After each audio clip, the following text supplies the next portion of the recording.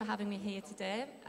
Very pleased to be here as part of the discussion around how innovative technologies are impacting on the experience and the learning outcomes of students. I think probably what we've had a very brief discussion before we came up, and I think one of the key aspects of what we need to discuss today is how do we decide the best technology to use in the classroom? And what conversation do we have as leaders in schools and also teachers to establish whether or not a particular application or program is really going to enhance the learning experience and really ensure that students do learn from using such technology. Because I think one of the difficulties we have is that the scope for technology in classrooms is so wide that our teachers can feel quite overwhelmed with the choices in front of them. So how do we ensure that those choices are made with the best interests of students rather than just as a way of engaging perhaps or making the learning enjoyable? So I think if we want to start with that, does that sound okay? Yeah? So for me, we've made some decisions around particular apps that suit particular subjects.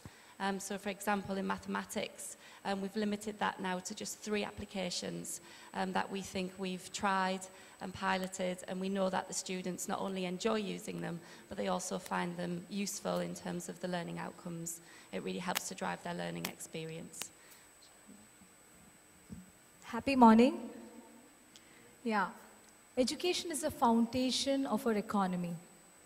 And in today's world, innovation economy, education is playing an important role, where we are the people, educators, we are the people who we have to develop the new innovators and creative thinkers. Innovative schools like, in Dubai, most of us are investing more on getting smart devices, and technology is part of it. Innovation classroom experiences. I myself am a technology person. It's only a part of it where we can have a lot of technology. Technology we can use in different ways. For example, you were talking about apps. If you looking at the classroom experiences, if we use it in a right way, it is helpful. Otherwise, even the facilitator needs to know, he or she should be an innovator first. Then only they can use it in the right way. Those who doesn't have any updated knowledge, there is no use of, when we talk about innovation and all, it's absolutely no use. So coming back to the innovative classroom experiences, if you're really using in the right way technology, we can have a student-centered learning. They will be completely involved in the learning when we have a lesson with them. Or we can say they are part of the teaching learning process. Plus, we can have we all are, if you look at the new learners, they are the native techie guys. If you go to the class, about my experiences, I've seen a computer when I was in grade 6. But if you look at my son, who is only just 5 years old, if I give this iPhone to him, he knows how to work on it. You know that it's because of the GUI, graphical user interface. So if we use the smartphones in the classroom, teachers can use it as getting the pollings or the assessments. So it's basically the technology and the changes in the world is high demand on the innovation here, right? So it's basically how we use it. It's not saying, okay, even when you're recruiting the teacher, I think if you want an innovative classroom, we have to look at in that perspective, are they technology-wise, are they qualified enough to take the classroom, right? Good morning to everyone. First of all, I am thankful to the organizers to call me here as one of the speakers about the innovation in classrooms. My colleague has told so much about computer and smartphone and smart classroom, but for me, innovation is everywhere, not only in the classroom, and it can be without all these technical things also, because we are just moving towards technology. If some schools don't have all these devices, so it does not mean that they cannot have any innovative classrooms. In villages also, they are exposed to more innovation. They know more than our children who are just in closed classrooms. So innovation is very wide terminology which has to be learned without any device, without anything. Only thing that you have to give a platform to the students where they can come up with their own ideas, where the teacher will be just as the facilitator, not in the classroom, they can be taken out also. They have to be provided the facilities. Facilities, again, I don't mean that we have to provide them smart classrooms, big screens, and all these things. No, we have to give them topic. What we do, we have in our annual exhibition. In annual exhibition, earlier we used to call it as science exhibition. But now it is not only science, it is for all these subjects. So this is annual exhibition and we call it as TechX.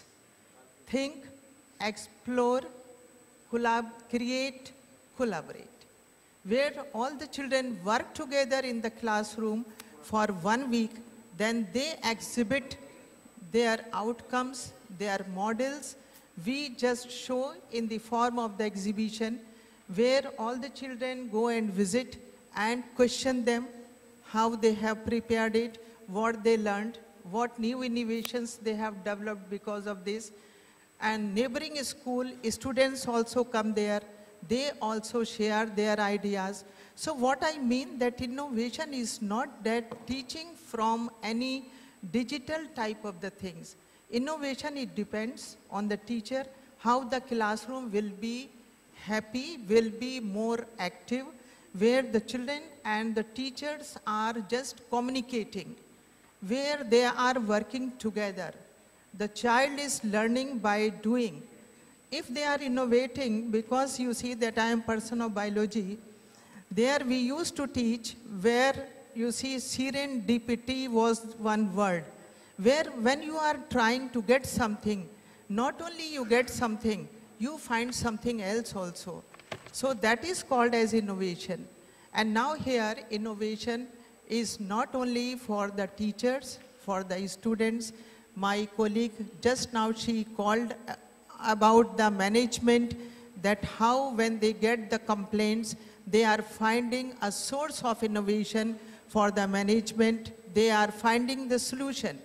So for me, innovation is one of the topic which is created where you can work together, you can collaborate, and you can be more, curious that why this happens, and then only you will work together and you will find the solution. So then it will be called as innovative teaching and learning. I believe that. Thank you so much. What interests me, I think, is the expectation we have of our teachers. We've talked a little bit about whether or not teachers are happy in their positions and whether or not they see teaching now as perhaps a vocation rather than perhaps a career where we want them to be compassionate, and I absolutely agree. We want our teachers to be compassionate with our children.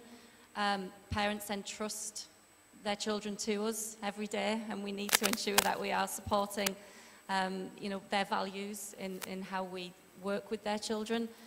And the attributes that we now require from our teachers, compassion being one of them, I think is much broader than perhaps it was, say, 5-10 years ago, where we now expect our teachers to be skillful in the decisions that they make of how students will learn in the classroom. And the classroom period that they have may be quite limited. So we've talked about limited in terms of what technology may be available to them. So they have to make many choices every day of what resource or what practice will they put in place to support the learning of the children in front of them. And I agree wholeheartedly that that doesn't always involve technology. At my school, what we try to do is to create learners who can apply a range of different skills to the experience in front of them. So it might be that we give them something that is very broad in terms of a challenge, a problem that we want them to solve. And technology may just be one of the resources that they have to choose as a way of demonstrating they can solve that problem. Understanding how to use that technology is crucial, because as we know, a student can put a question into Google and get hundreds of thousands of different options in terms of the response. So we as teachers need to ensure that we can support children in using that technology effectively to become more independent in their learning. Because I think one of the challenges we have is to give them that balance, to ensure that they understand that working together collaboratively with their own minds and with their own thinking and their own experiences can be just as rewarding, if not more so, than typing a question into Google and actually be faced with far too many choices to actually make that learning fulfilling. I also agree that taking them out of the classroom into a completely new environment can also challenge them in new ways, and that can be an innovative way of learning. So giving students opportunities to actually leave behind pens and paper. If we're looking at technology, let's leave behind pens and paper and let's really think on our own. Let's be creative, let's work together. I've challenged schools in the past to have no technology, no pens and paper for an entire day, just to communicate, just to talk to each other, to find different ways of learning. That can be an incredible experience for our teachers and our students. So I think we have an agreement already, which is fantastic, that sometimes innovation lies beyond and in the past of technology. It doesn't have to include something that you can plug in. It has to include thinking, and it has to include creative opportunities for our students to learn. I really agree with you, because technology is only a part of it. But you know, if you look at the current world, in South Korea, robotic teachers are there, even in Dubai. If you look at the classrooms with robot teachers, and the children are engaging, more interested in the lessons, 3D learning, and if you look at the flipped classroom, these are our innovative ideas which is coming up. So in that way, that classroom experience is really good. Maybe that's the reason they're coming up with the new ideas and technologies. So that in that way, I meant technology is part of it. Innovative ideas, if you want to bring into the classroom, we have to change ourselves. As educator, we have to change our mindset. Actually, we have to unlearn whatever we've done before.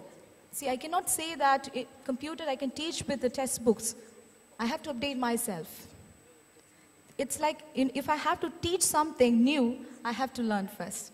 So that classroom experience can be possible only with the new technologies which is available now. We have to update ourselves. I agree with you. And as she was talking about flipped classroom, so I think that will be better for better innovation, because when the children come in the classroom, so they are involved in communication with the teachers, because they are already prepared. They all know that what they are going to learn. So it is better that if we provide them opportunity for the flipped classroom, so when they are there, they will utilize that time in doing their homework in the classroom instead of first learning, then taking back to home. So then it will means reversing the traditional way of teaching. So that is another source of the innovation, we can say. Not only technology, of course, it is very useful. These days, children not only of 5 years, 1 year child, you know, they can also put their fingers on the screen of the mobile and they enjoy it. Although we say that don't give them up till the age of 13 years and all that, but you see, these things are only debatable when they have to be given or they have not to be given. But when they are finding at home in their surrounding, so that is the best attraction for them. They will leave all the toys in one corner and they will grab the mobile only, because that is so fascinating for them. So that is another way of innovation, that we have to give whatever we can give to the child, but they are more fancy, they are more attracted towards all mobiles and all that.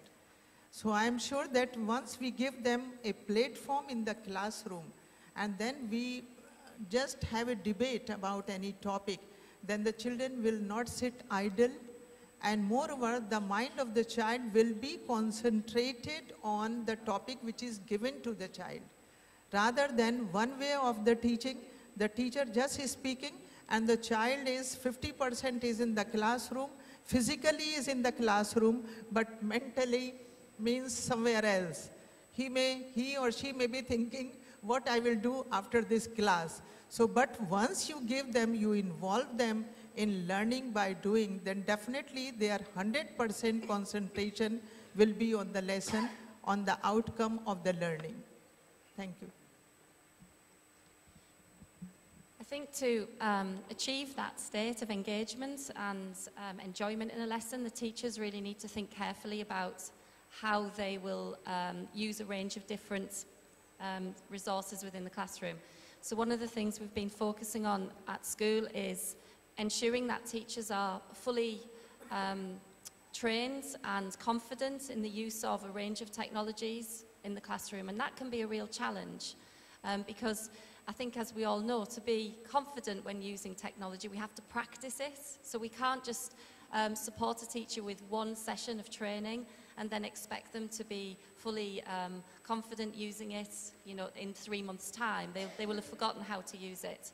So there's a real challenge for schools, I think, to establish the expectation of the frequency of how technology will be used to ensure that our teachers remain confident and able to use that technology efficiently. And that certainly is something that can be a challenge if resources are in high demand. So, for example, if there is just one computer room where there are 6 teachers trying to use it all at the same time. So leaders and managers also have to think about the resources that they have and how they will be best distributed across the school so that all teachers can use them, but also all students get the experience of using them also.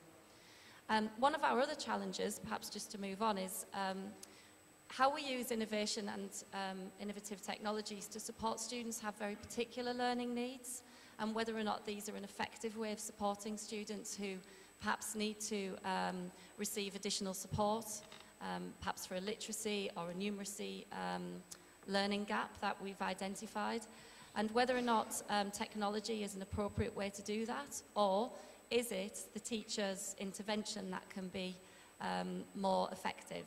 So, we've got platforms and resources that we use for students to develop their literacy, their reading and their writing, which we start to use at a very early age. As we said, young children can really engage in technology and it can really support them. But do our students then become too reliant on that technology and that application? So when we ask them to apply those skills independently, can they transfer that learning from an application to their own, perhaps, reading and writing? So we're really looking at the balance of how we use technology to support students with additional needs at the moment. I would like to take an example which I read in one of the research papers. Schools, some schools are starting with TV studio at schools. So what's happening, it's a collaboration, innovative, collaborative work they're doing. Students themselves are becoming the part of, shooting and directing and showcasing the creative work of their classmates.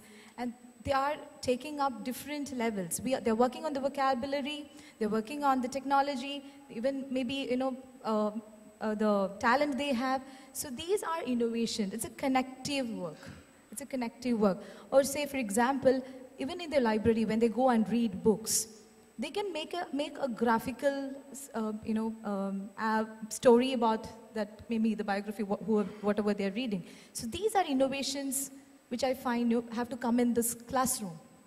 It doesn't mean that, it is only about technology, English, science subject or art subject. It's a collaborative work, right?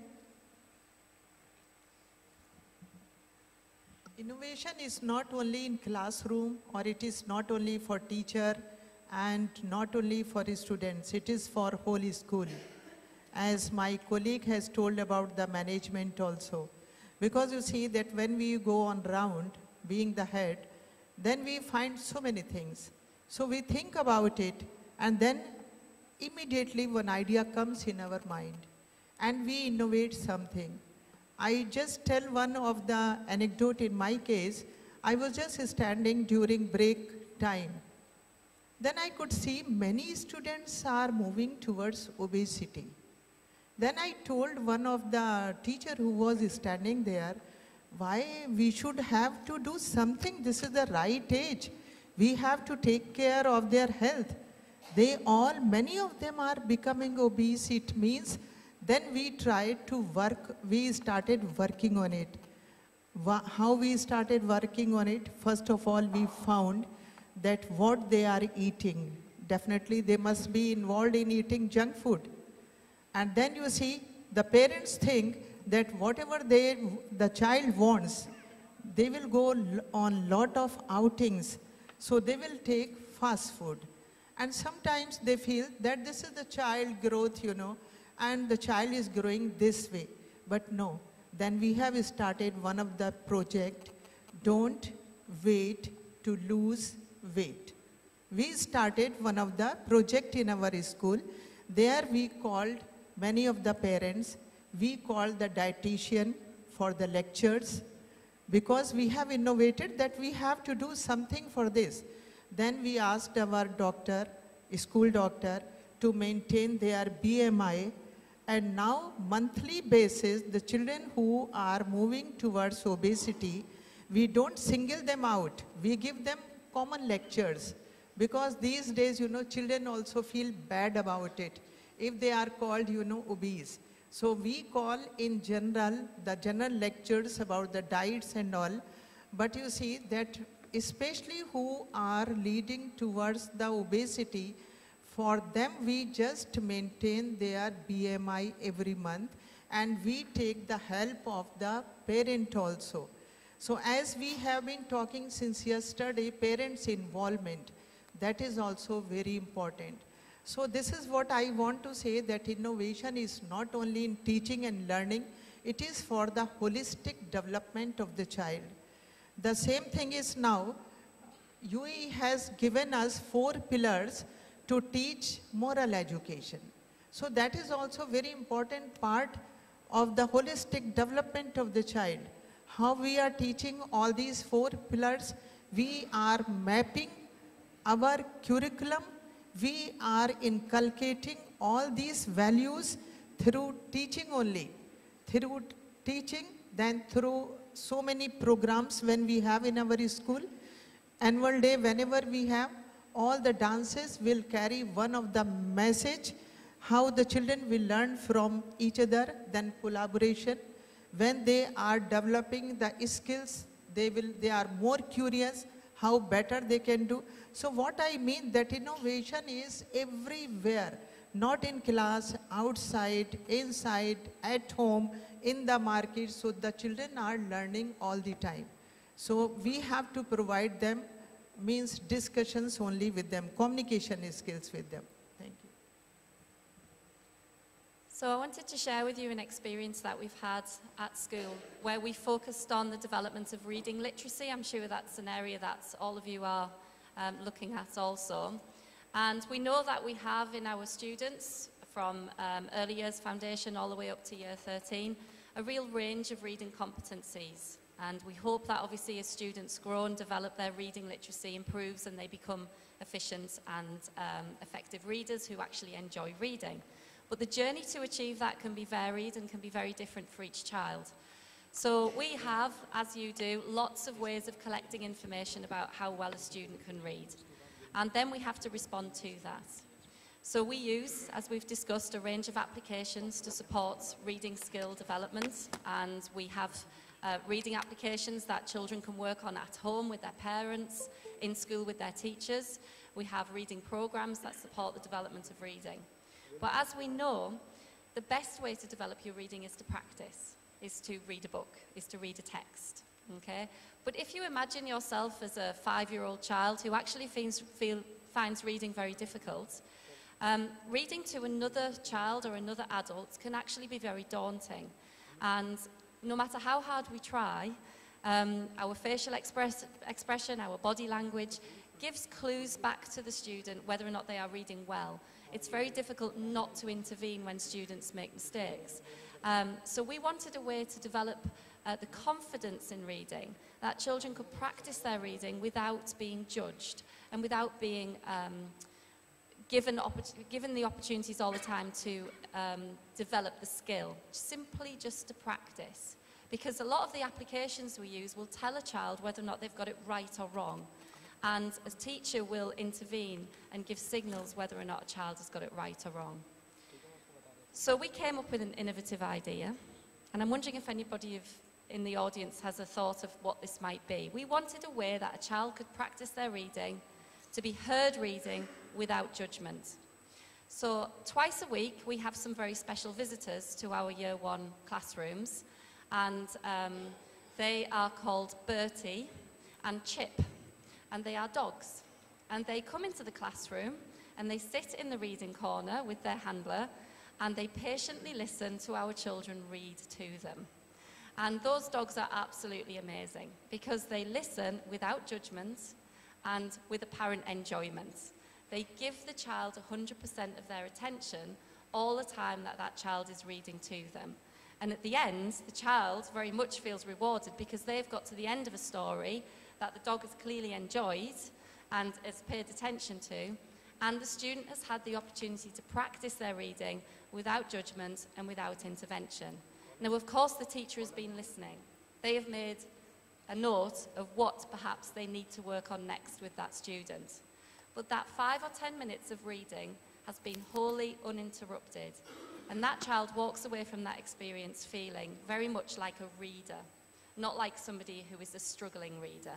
And I think that's a really innovative way of demonstrating how we can merge technology in terms of how we gather information and a very different way of innovation in the classroom.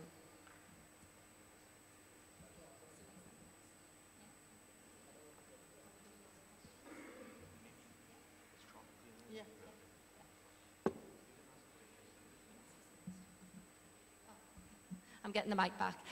We're just, obviously, we've talked generally around how we see innovation and technology and the different ways of innovating teaching and learning in our schools.